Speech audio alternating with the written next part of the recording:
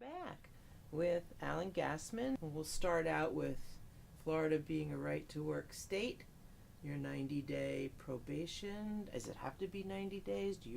Can you determine? So Florida is an at-will state, Yes. which means there's no right to have the job or to keep the job. Mm-hmm. Typically, there's not an employment agreement with somebody who's not a physician or a nurse practitioner or a PA or a physician extender. Really? You typically hire them and you give them normally an employee manual. And the first thing the employee manual says is, this is an at-will employment arrangement. You can leave anytime you want. We can fire you anytime we want. With And or that's without important. cause? With or without cause. And as we're going to talk about later, when you do fire them, you don't have to tell them why. You just have to say, this isn't a good fit. It's not working. Not working.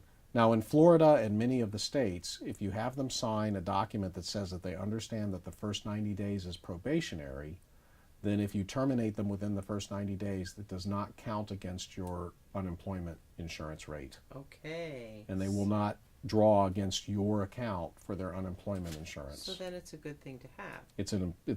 You may as well have it. Absolutely. Okay. The second thing we have a new employee sign is a harassment statement, which says, I have a duty to report if I am ever harassed by anyone here.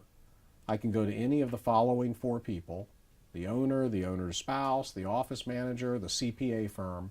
It will be kept confidential because you don't want somebody to sue you after 3 years and say, well, for the last 3 years, my supervisor has been taking advantage of me. So they need to have a duty. And some clients have those signed every single year. I think it's a good idea. The third thing you can have an employee sign is that they understand that there is video surveillance. There's video cameras in the office to keep track of things for safety purposes. And in addition to that, there is confidentiality requirements. If they ever leave, they can't take anything having to do with how the practice runs whatsoever. They're subject to what we call the Trade Secret Act. And in addition, if and when they ever leave, they cannot defame the office. They cannot call the office. They cannot call other people who work at the office. Those other people could choose to contact them. So those are all good things to have somebody sign. And if a prospective employee is not willing to sign those things, that kind of lets you know that they're not a prospective employee anymore. You don't really want them to come to work for you. And in addition to that, isn't there something like a computer usage or? Yes, I should have mentioned that you have the ability to check their computer at any and all times to see what they've been up to. And it's wise to have software that does track what they do and memorize it so you know what they're doing during the working day. In some group practices, in some large practices, in some departments of some large practices, to be specific, there are agreements signed where there's nothing that can take an image. We're protecting health information, PHI. Right. So, Right. A smartphone or a tablet or anything that can take an image out of the office is locked up in a cubby or whatever, not allowed to be used during working hours. And that's relatively new, I think, with the new security, with HIPAA and high tech. But I imagine that that's something that you should have people agree to also. I think just to show them how important it is. Yeah. And also, I strongly recommend the time clock. Because if you have somebody who's somebody's slightly cheating the system on time, everyone else will resent it terribly. Yeah. So it's a good idea to have a time So clock. whether it's an actual punch clock or it's something that's done on the computer through a... Or they have a magic- card. They have a Yeah. card that they swipe. And a full employee manual is very helpful because then they know what holidays they get and what happens if they miss 3 hours versus 4 hours and So that's in those the types of employee entitlement. agreement language. That Right. would be all included in that language, yes? Right. And then if they don't take their sick time or their vacation time, we write them a check. Because I don't want anyone to call in sick because they didn't use all their sick time.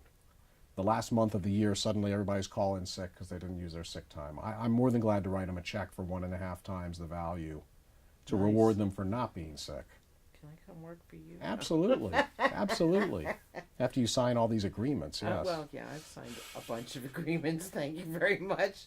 And what about termination? The first thing about termination is terminate fast, and you don't have to give a reason for termination. Now, you cannot terminate because of age, sex, religion, national origin, or because they've complained about something bad that you've done. You Can't be retaliatory. it cannot be retaliatory. But you're best off documenting in the file, or at least sending an email. Matilda, you can't cuss in front of patients. Matilda, last week I emailed you and said you can't cuss in front of patients. If we hear it again, it's your last minute in the practice. Okay, so is there a verbal or written, 3 strikes and you're out, or it's up to your it's up to your policy. But get something in writing. In the old days, we would put it in writing and we would make Matilda sign it. Now, if you want, email it to her or him, have him reply back. So then when you terminate, say, Matilda, we don't think you're a good fit. We just don't think it's the right thing. Was it because I cussed? Because I never really cussed. You guys said I did, but I really didn't. I meant shoot. I didn't mean the other word. No, Matilda, we just don't think it's a good fit. We don't think it's a good fit. But then when Matilda's lawyer calls and says, why did you fire Matilda? Well, number one, we didn't think it was a good fit. But by the way, take a look at these emails we exchanged with Matilda. We had some issues with Matilda. So maybe you should hire Matilda if you think she's a good employee. But she's not going to stay here with us. Doesn't fit in here. She doesn't fit. She's not a good fit. We think there's better opportunities for her elsewhere. Okay. You don't have to bring up an employee into a room and humiliate them and go through any sort of ritual. You could just call them on their cell phone on their way home. Say, Matilda, you're on your way home. Didn't want to do this in front of everybody, but it's really not a good fit. We're going to send a box with your stuff in it to you tomorrow. If you need anything, let us know. We love you. You're phenomenal, but it's just not a good fit for us. We're going to give you 4 weeks severance pay. We're going to give you a week. We're going to give you one a week for 4 weeks. That's completely in our discretion. If anything happens between now and the next check, that if anything bad happens, you may not get that check.